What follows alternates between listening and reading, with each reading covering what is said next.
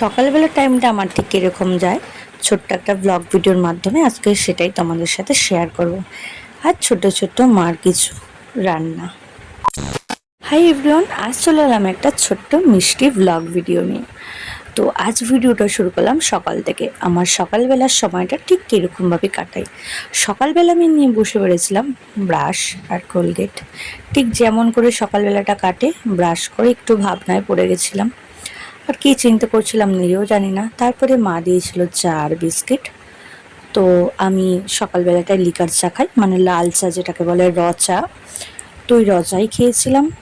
আর বেলার দিকে দুধ চা খেলেও সকালের দিকটা আমি র চাই খাই। আর চা খেতে খেতে দেখি মার সকালবেলা, যেহেতু মা অনেক ভোর ভোর ওঠে, মার অর্ধেক রান্না হয়েও গিয়েছিলো। মাছের ঝোল, ডাল, তারপরে ধরো না 2 রকমের ভাত, অনেক কিছুই হয়ে গিয়েছিলো।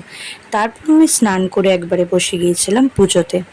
কারণ আমার যেহেতু আমি খাবার ডেলিভারি করতে যাই, আমার স্নান করতে অনেকটা লেট হয়ে যায় আর পুজোও দিতে লেট হয়ে যায়। সেই জন্য সকাল সকালে স্নান সেরে একবারে পুজো দিয়ে নিয়েছিলাম। আর পুজো দেওয়ার পরে চলে গেছিলাম একটু নিজের প্রতি খেয়াল রাখতে। সেটা হলো একটু চুলটা আঁচড়ে দিয়েছিলাম। আর চুল বাঁধতে বাঁধতে দেখি মাও চলে এসছে রান্নাগুলো, যেগুলো রান্না করা হয়ে গেছে, ওই খাবারগুলো ঘরে রাখতে ফ্যানের নিচে, যেহেতু প্রচণ্ড পরিমাণে গরম পড়েছে। আর একটু করে নিলাম নিজের স্কিন কেয়ার। আমার যেহেতু তোমার ওটাকে কী বলে যেন, ভুলে যাচ্ছি, সানস্ক্রিন শেষ হয়ে গিয়েছে।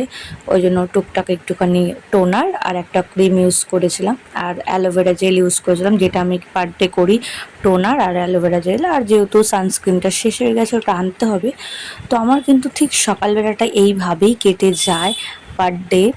আর কি তোমাদের সাথে শেয়ার করব জানি না, ভাবি অনেক রকমের ভিডিও শেয়ার করব, বাট হয়ে ওঠে না। কারণ আমি ভাবি কাজ করব, খাবার ডেলিভারি দিতে যাব, নাকি ভিডিও করব, মানে হয়ে ওঠে না। কি করব বলো? তাও যতটুকু পারি তোমাদের সাথে একটু একটু করে শেয়ার করতে চাই।